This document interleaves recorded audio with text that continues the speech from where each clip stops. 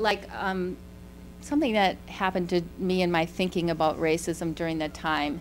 It's like I had Eddie, DeLon, and Dan come back in and model for the heads for about an hour each or a couple hours each, just to do the faces so that I could have a real life model there instead of a photograph. And I got so attached to them. They were such wonderful people, you know. And Eddie was on TV, and he was so wonderful. And my daughter was about the same age.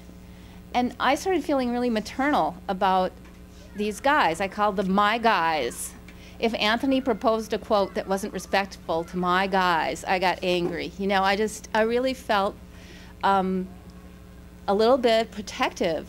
And I thought about my own daughter, who was 20 years old, and what if something happened to her? You know, what if she was accused of a crime she didn't commit, like these young men? How would I feel? And I got very huffy and empathetic. But, you know, and then I was doing my reading, and I was reading in Michael Fido's book that was the same emotion that the mob used to get the lynching to happen. They said, well, what if it was your daughter? What if it happened to your daughter? Wouldn't you feel bad then? And so I realized that empathy is not enough. Like, empathy can be used. And so I guess I'm just going to read what I wrote here because I said it in a speech.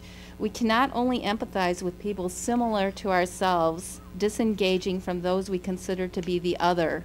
We have to have the desire and the ability to put aside our fear, stop and think, put aside our rage and anger, look into our own motives, to be critical thinkers.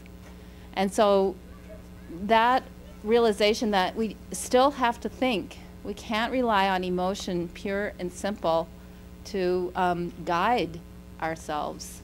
That we have to be critical thinkers I think that was kind of key for me in some of the things that I thought about.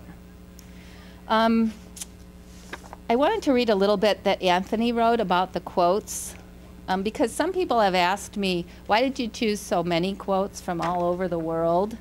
And he wrote this: our proposal relates the murders of Elmer Jackson, Elias Clayton, and Isaac McGee to all murders of the other: American Indians, Kurds, Armenians, Tutsis, Catholics, Capulets, Muslims, Jews, Christians, Gypsies, Hindus, and those people who live across the street. Duluth is a part of the world. This particular evil was not in the mob ignoring the law. Many awful things are lawful, including murder. The evil began, as usual, in judgment. So I like that he wrote that. He was always really brave about what he wrote.